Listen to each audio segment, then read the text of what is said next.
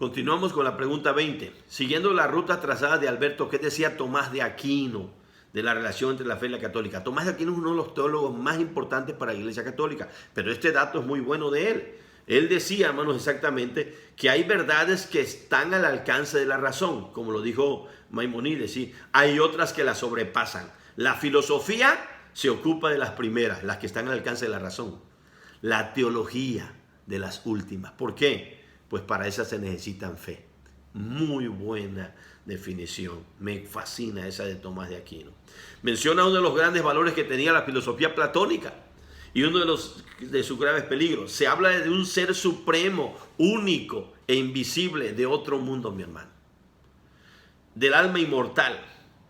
Y que el fuego no destruye. El peligro era que los cristianos se desentendieran del mundo presente, porque es creación de Dios, porque ellos creían que la materia era mala. Igual empezaron a atacar la encarnación, Dios hombre, quedaba relegado a un segundo grado. ¿Por qué? Porque Platón, hermano, pensaba y creía que la materia era mala.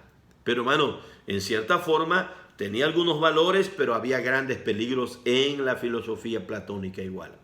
Vamos al testimonio de piedra, capítulo 42. La iglesia de la Edad Media tenía dos propósitos.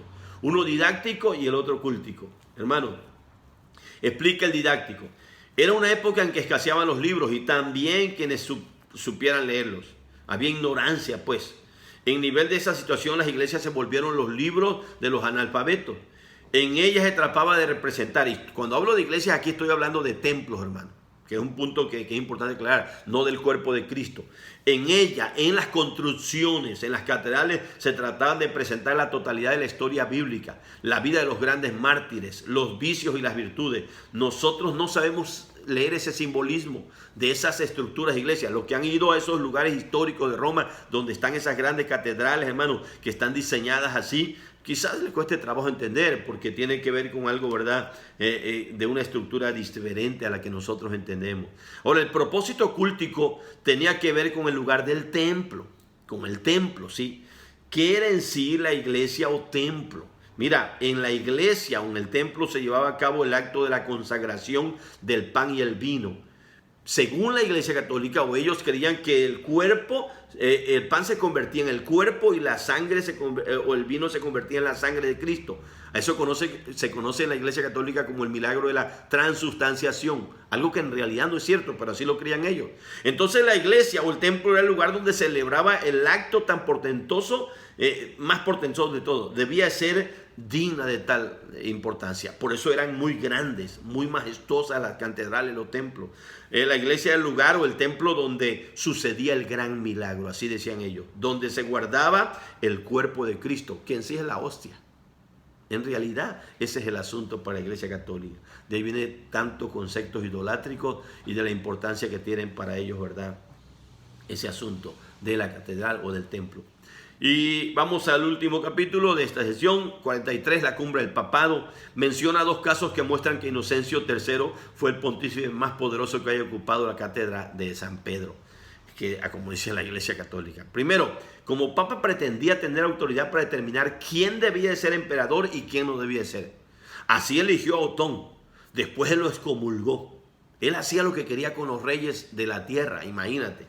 En Francia intervino en la vida matrimonial del rey Felipe Augusto.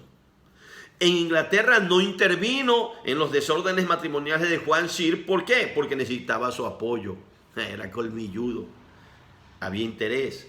Su autoridad se hizo sentir en toda Europa. Organizó el cuarto concilio laterano, hermanos. Eso, ¿verdad? Datos están en la página 452 del libro. Y tiene un montón de datos impresionantes. Este Inocencio III fue el más poderoso. Ya vimos el grande, ya vimos el León II, hermanos, pero este estaba pasado. Y llegó a tener un dominio sobre muchos reyes y hacer lo que quería él. ¿Qué es lo que el Papa Inocencia llegó a decir sobre dónde se encuentra el Papa? Él llegó a decir que el Papa se encuentra entre Dios y el ser humano. O sea, es el mediador. ¿Por qué? Porque así se llaman vicarios de Cristo. Qué herejía y qué mentira tan grande. Se dice que está por debajo del primero y encima del segundo, encima del ser humano. Es menos que Dios, pero es más que el hombre. A todo juzga y a nadie juzga. Un simple mortal pecador ¿Es eso? No. El único mediador entre Dios y los hombres. Tú sabes quién es, mi hermano. Jesucristo, hombre. Y a Él le damos toda la honra y toda la gloria. Y el único vicario de Cristo es el Espíritu Santo. Así que ningún hombre puede hacer esa función que según el Papa Inocencio quería hacer, o que según el papado o los papas hasta la fecha siguen haciendo. Es uno de los grandes errores de la Iglesia Católica Romana. Hermano, Dios te bendiga.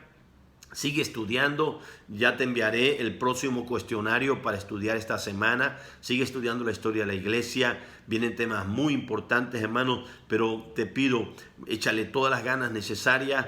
Esperamos, ¿verdad?, que esto pase pronto, porque a finales de mayo tenemos que hacer exámenes, si no ya veremos la forma de cómo hacerlo, hermano. ¿Sí? Así que Dios te bendiga, sigamos en oración unos por otros, pidiéndole a Dios que pronto se acabe esta pandemia, si así es su voluntad, o que nos ayude a entender sus planes en medio de todo lo que está pasando. Bendiciones, hermanos, estamos en las manos de Dios, quédate en casa, Dios te guarde.